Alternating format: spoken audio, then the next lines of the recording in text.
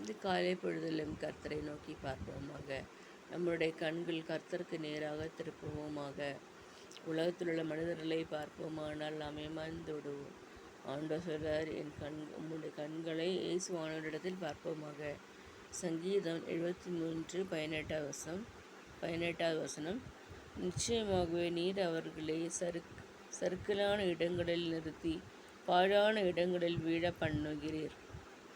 இதுதான் துஷ்டமாக இருக்கிறது. ஜென்டைல்ஸ் பீப்புள்களில் தண்டனை யார் கொடுக்குறா? கர்த்தர் கொடுக்குறார், தேவன் கொடுக்கிறார். வழுவழுப்பில் ஆசாவின் சங்கீதம் இது. ஆசாவின் சங்கீதத்தில் என்ன போட்டிருக்குன்னா, 73ஆம் சங்கீதத்தில் என்ன போட்டிருக்குன்னா, ஆசா பார்க்குறாரு. பார்த்தா நம்ம விட பணம் குறைஞ்சிருங்க, நல்லா செழிப்பாக வாழ்கிறாங்க, நாம் பிச்சைக்காரராக இருக்கிறோம் என்ன யோசிக்கிறாரு. அப்போ தான் ஆண்டவர் சொல்கிறாரு, அவர்களை நான் ஸ்லிப்பரி பிளேசஸில் தள்ளி போடுவேன். அவர்கள் செழித்தோங்கி நிற்கதே நான் காண்கிறேன், செழித்தோங்கிட இருக்கதே நான் காண்கிறேன். அவர்களை நான் சறுக்கலான இடத்திற்கு தள்ளிவிடுவேன் என்று ஆண்டவர் சொல்கிறார். நாமளும் நினைப்போம், நம்மளுக்கு தான் தோல்வி, மற்றவர்களுக்கெல்லாம் ஜெயமாக இருக்கிறது, நமக்கு என்ன இது நினைக்கிறோம். அதுக்கான பதில் தான் இந்த வசனம். நிச்சயமாகவே நீர் அவர்களை சறுக்கலான இடங்களில் நிறுத்தி பாழான இடங்களில் வீழ பண்ணுகிறீர். நிச்சயமாகவே நீர் அவர்களை சறுக்கலான இடங்களில் நிறுத்துவார் ஆண்டவர். இது காலை வெள்ளியில் நம்மளும் அந்த சறுக்கலான இடத்திற்கு நிற்காமல் இயேசுவானவரை பிடித்து கொள்வோமாக.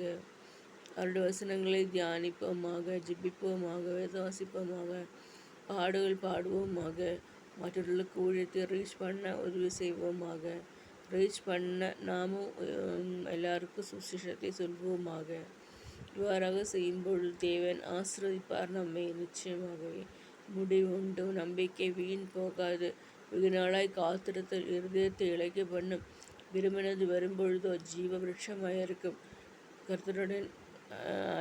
கர்த்தருடைய ஐஸ்வர்யமே நமக்கு ஐஸ்வர்யத்தை தரும். அதனோடு அவர் வேதனையை கூட்டார்.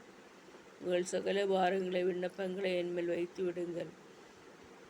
உங்களுக்கு சகல பாரங்களையும் என் நுகத்தை எடுத்து படியுங்கள். அது மனத்தாழ்மையாக இருக்கிறது.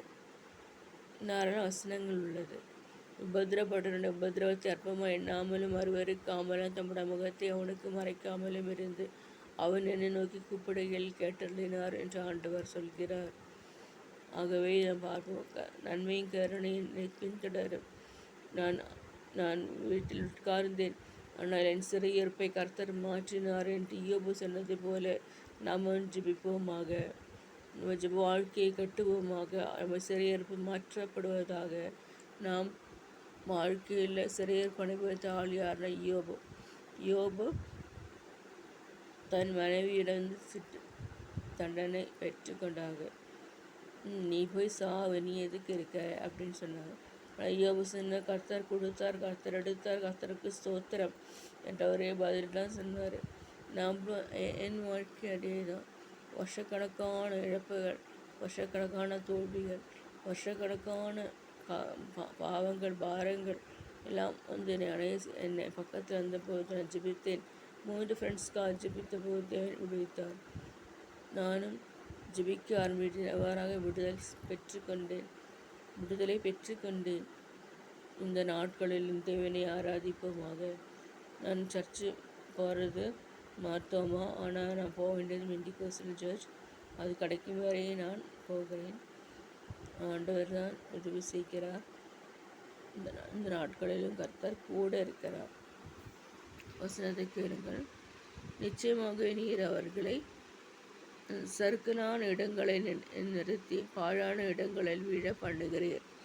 பாழான இடங்களில் அவர்களை வீழ பண்ணுகிறீர். நம்ம வாழ்க்கையில் மடிந்து போகிறோம். பல மனிதர்களுடைய வார்த்தைகள் நம்மளை காயப்படுத்துகிறது. அவருடைய டீட்ஸ் நம்மளை காயப்படுத்துகிறது. சுற்றுமுள்ள நெய்பர்ஸ் எல்லாம் பார்ஷியாலிட்டி பண்ணுறாங்க. எங்கள் வீட்டு பக்கத்தில் அதெல்லாம் பார்த்து நான் ஒன்றும் செய்யவில்லை. நான் சிரித்து விட்டு வந்து விட்டேன். பார்ஷியாலிட்டி பார்க்குறாங்க.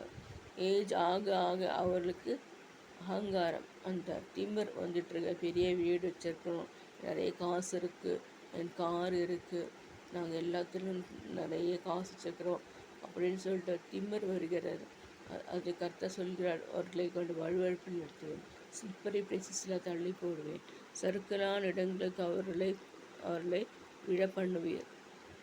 என்னுடைய நெய்பர்ஸ் பாப்பியர் எல்லாம் பணக்காரங்க. அவர்களுக்கு ஒன்றும் வேண்டாம், பைபிளே வேண்டும், ஒன்றும் என்னென்ன கிண்டல் பண்ணுவாங்க, ட்ராக்ஸ் கொடுத்தா கிண்டல் பண்ணுவாங்க. கிழித்து போட்டு விட்டார்கள். எங்கள் ரூம்லேயே எங்கள் வீட்டிலேயே வந்து கிழித்து போட்டுட்டு போயிட்டாங்க. எங்கள் கிரவுண்டில் எல்லாம் அந்த பேப்பர் கிடந்தது. அப்படியெல்லாம் பண்ணவங்க. ஆனால் அவர்கள் மத்தியில் ஈசப்பானை உயர்த்துகிறார். ஆனி ஃப்ராங்கை உயர்த்தின தேவன் என்னை உயர்த்துகிறார். ஆமீன், ஆமீன்.